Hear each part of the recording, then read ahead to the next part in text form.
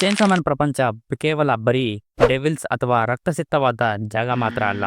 ಇದು ಈ ಜಗದಲ್ಲಿರುವ ಸ್ಟ್ರಗಲ್ ಪಡ್ತಿರುವಂತ, ಹೋರಾಡ್ತಿರುವಂತ, ಬಳಲುತ್ತಿರುವಂತ ಮತ್ತೆ ಕೆಲವೊಮ್ಮೆ ಇಂಥ ಕ್ರೂರ ಜಗತ್ತಲ್ಲೂ ಕೂಡ ಕೆಲವೊಮ್ಮೆ ನಗುವವರ ಬಗ್ಗೆ.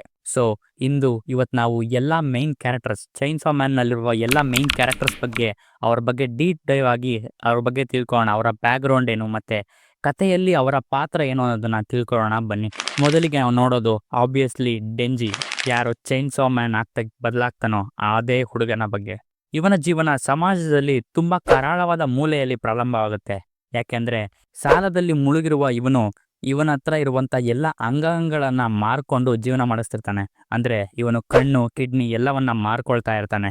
ಮತ್ತೆ ಬದುಕೋದಕ್ಕೆ ಇವನು ಅಂದ್ರೆ ಡೆವಿಲ್ಸ್ಗಳನ್ನ ವಿರುದ್ಧ ಹೋರಾಡ್ತಾನೂ ಇರ್ತಾನೆ. ಆಗ್ಲೇ ಡೆಂಜಿ ಚೈನ್ಸಾ ಡೆವಿಲ್ ಆದ ಪೊಜಿಟಾ ಜೊತೆ ಬೆರಿತಾನೋ ಆವತ್ತು ಹಿಂದೊಂದು ಆಗಿರದ ಒಂದು ಘಟನೆ ಸಂಭವಿಸುತ್ತೆ. ಏನಂದ್ರೆ ಅದೇ ಹ್ಯೂಮನ್ ಮತ್ತೆ ಡೆವಿಲ್ನ ಹೈಬ್ರಿಡ್. ಡೆಂಜಿ ಈ ಚೈನ್ಸಾ ಡೆವಿಲ್ ಇಂದ ತುಂಬಾ ಶಕ್ತಿಶಾಲಿಯಾಗಿ ಆಗಿದ್ದರೂ ಅವನು ತುಂಬಾ ಸರಳತೆಯನ್ನ ವರ್ತಿಸ್ತಾನೆ. ಯಾಕಂದ್ರೆ ಬೇರೆಯವರು ನ್ಯಾಯ, ಅಧಿಕಾರ ಅಥವಾ ಸೇಡಿಗಾಗಿ ಹೋರಾಡಿದ್ರೆ ಡೆಂಜಿ ಒಂದು ಹೊತ್ತಿನ ಒಳ್ಳೆ ಊಟಕ್ಕೋಸ್ಕರ ಹೋರಾಡ್ತಾನೆ, ಒಂದು ಒಳ್ಳೆ ನಿದ್ದೆಗೋಸ್ಕರ ಹೋರಾಡ್ತಾನೆ, ಮತ್ತೆ ಚಿಕ್ಕ ವಯಸ್ಸಿಂದ ಅವನತ್ರ ಏನೇನ್ ಇರಲ್ವೋ ಅದನ್ನ ಪಡ್ಕೊಳ್ಳೋದಕ್ಕೋಸ್ಕರ ಸಣ್ಣ ಸಣ್ಣ ಕನಸಿಗೋಸ್ಕರ ಹೋರಾಡ್ತಾನೆ. ಆ ಸಣ್ಣ ಸಣ್ಣ ಕನಸೆಲ್ಲ ಏನು ಅಂತ ಮಾತ್ರ ಕೇಳಬೇಡಿ. ನೆಕ್ಸ್ಟ್ ಬರೋದು ಪವರ್, ದಿ ಬ್ಲಡ್ ಫ್ಲೇಡ್ ಅಥವಾ ರಕ್ತ ಪಿಸಾಚಿ ಅಂತ ಕೂಡ ಕರಿಬೋದು. ಅವಳು ವೈಲೆಂಟ್, ಸೆಲ್ಫಿಶ್ ಮತ್ತೆ ಫುಲ್ ಆಫ್ ಕೇಯಾಸ್ ಆಗಿರ್ತಾಳೆ. ಅವಳು ಸುಳ್ಳು ಹೇಳ್ತಾಳೆ, ಚೀಟ್ ಮಾಡ್ತಾಳೆ, ಮತ್ತೆ ಅವಳು ಒಬ್ಳಿಗೋಸ್ಕರನೇ ಫೈಟ್ ಮಾಡ್ಕೋತಾಳೆ, ಅಥವಾ ಅದೇ ತರ ಕಾಣಿಸುತ್ತೆ ಕೂಡ. ಕತೆ ಮುಂದುವರಿತಾ ಪವರ್ ಕ್ಯಾರೆಕ್ಟರ್ನ ಅಂತರಾಳವನ್ನ ಕೂಡ ನಾವು ತಿಳ್ಕೊಳಕ್ ಸ್ಟಾರ್ಟ್ ಮಾಡ್ತೀವಿ.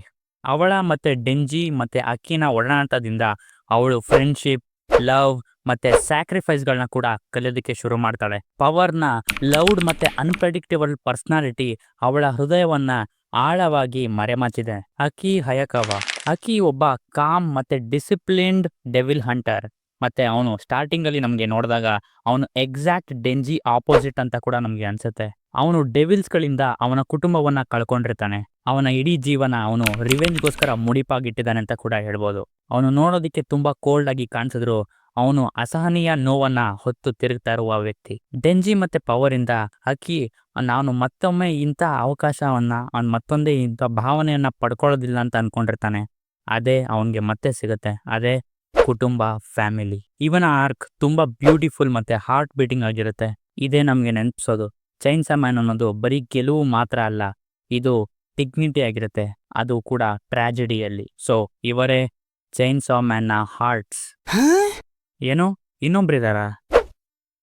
ನಿಜವಾದ ಚೈನ್ಸಾ ಮ್ಯಾನ್ ಆರ್ಟ್ ಅವರ? ಹೋ, ಹಾಗಾದ್ರೆ ಬನ್ನಿ ಮತ್ತೆ ಅವ್ರ ಬಗ್ಗೆನೂ ಹೇಳೇ ಬಿಡ್ತೀನಿ. ಆದ್ರೆ ಈ ವಿಡಿಯೋದಲ್ಲ, ಅವ್ರ ಬಗ್ಗೆ ಸಪರೇಟ್ ಆಗಿ ಹೇಳ್ತೀನಿ.